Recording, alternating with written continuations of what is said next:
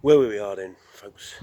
Um, Brought you out this morning, and it's a lovely morning now. It's stopped raining here in and around Ypres, and I've brought you to the largest Commonwealth cemetery there is, Tyne Cot Cemetery. Very well known, very famous. Lucky day for me and you today because there's a car going by, but other than that, usually this is very, very popular, very busy. But I've picked just a good time because it's not full of coach loads of tourists and children. But this is a very, very, very busy SEM, and you're going to see why. So, as it's the largest, 11,961 men buried here, and on the walls at the back, which we'll go and see, 35,000 names. And of these men buried, 11,000, nearly 12,000, there are 8,000 unknown, unidentified. So, walking through into Tyne Cot Cemetery. And I'm facing you this way because now I'm going to pan you around. And now you're going to see the real scale and enormity, because that's what this shows, the real scale and enormity of what happened here and everywhere else.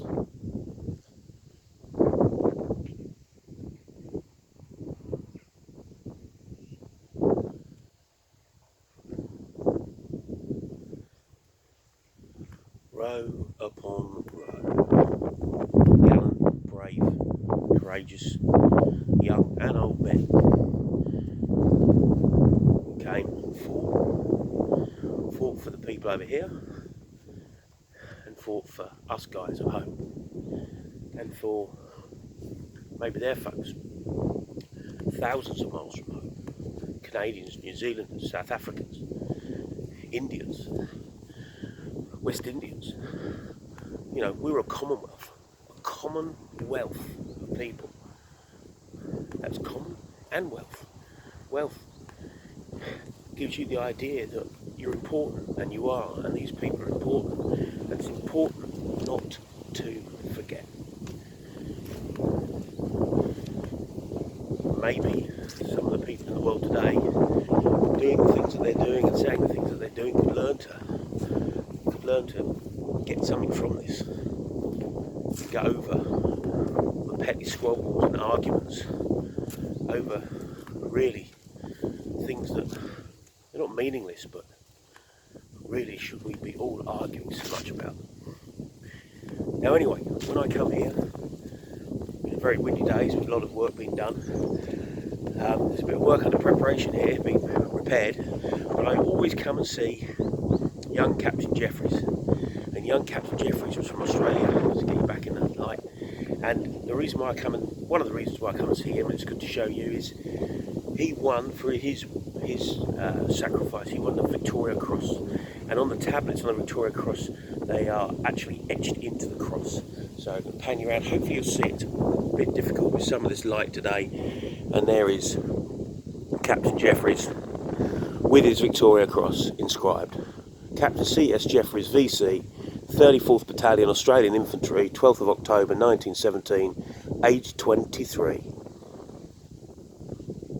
On fame's eternal camping ground, their silent tents are spread. One of so many gallant young men. There he is next to a Canadian corporal, didn't know who was, known unto God.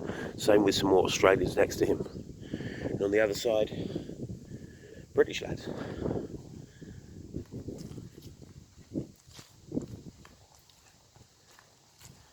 There were many, many VC winners in the First World War. Never as many since. But that doesn't take away the fact that there were many other men who won medals for gallantry, and there were many men who wouldn't have even been cited or won medals for gallantry, but were without doubt gallant, brave men. It's not always about the medals. But what we do get from the VC winners is we often get quite a detailed story, which is something that you don't get with maybe a soldier who didn't win one of those gallantry awards. I'm going to pan you back round as I walk up to the top of the cemetery.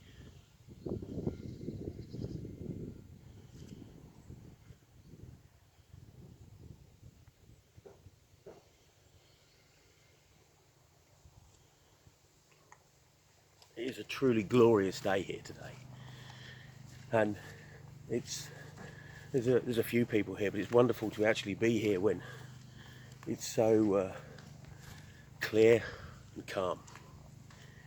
As we get you up to the top of the cemetery, there's a cross of sacrifice, and a bit shady here, cross of sacrifice, and that's been built on what was the old blockhouse.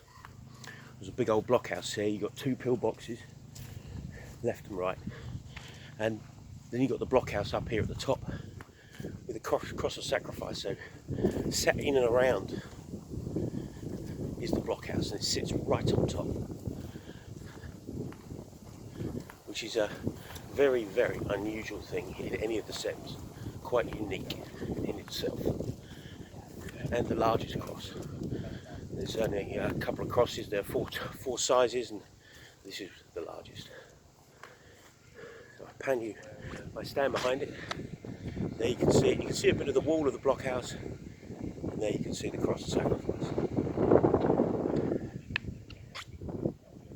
And then behind me, you can see the size of this cemetery. Absolutely huge. And you see it all very regimented. You see it all, it's almost like the parade grounds that all us ex-servicemen have been used to, marching up and down. Very, very formula, method to it all. Very correct, rows upon rows upon rows. That was the impression they wanted to get.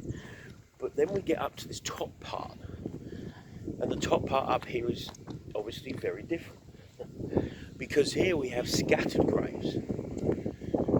We have lovely old English term, higgledy-piggledy.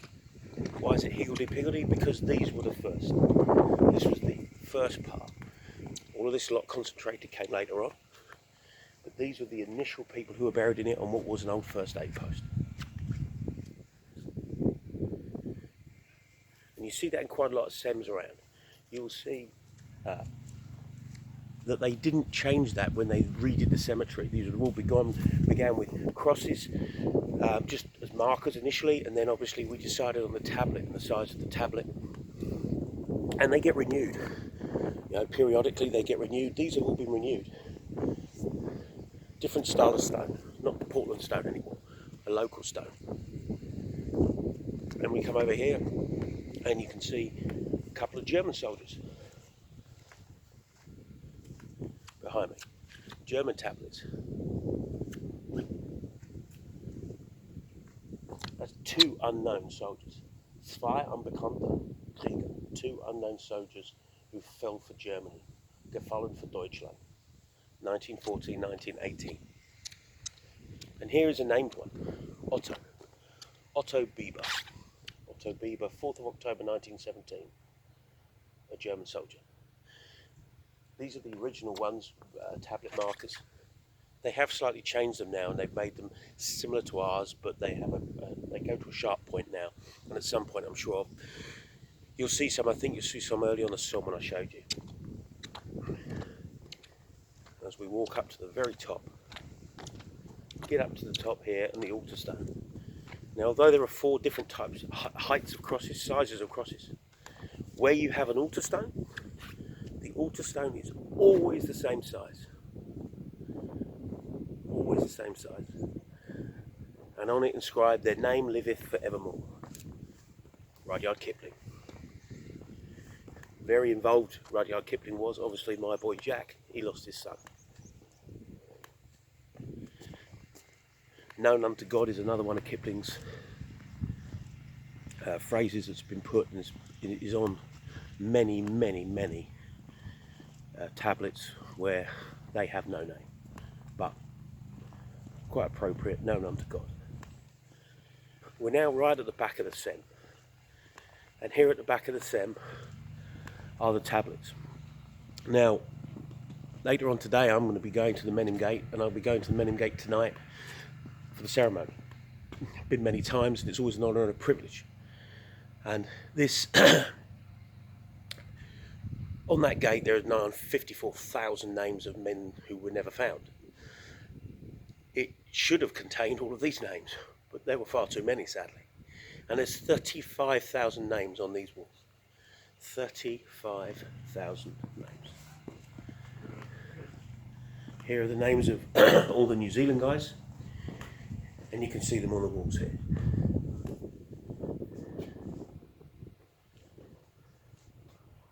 But wherever you came from in the Commonwealth, young men fought and died.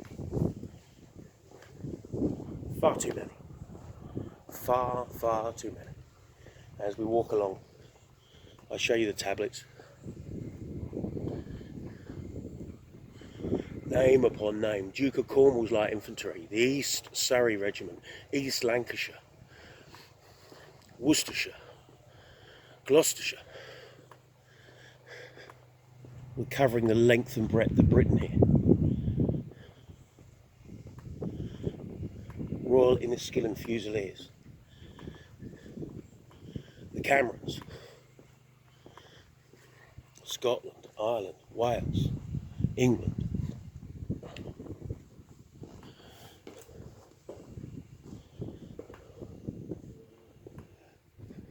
King's Own Scottish, South Wales Borders, Royal Welsh Fusiliers, Cheshire Regiment. Cheshire Regiment. Oh, why have I come here? Because, lo and behold, up there, one of my kinfolk, Antrobus.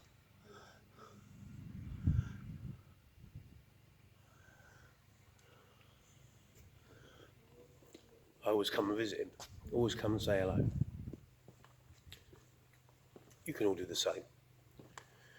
Doesn't even have to be directly related. If it's your name, maybe one way or another it may be, but pick someone.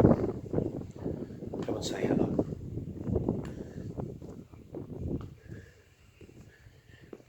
This is the top of the Sem and it goes around, as you can see.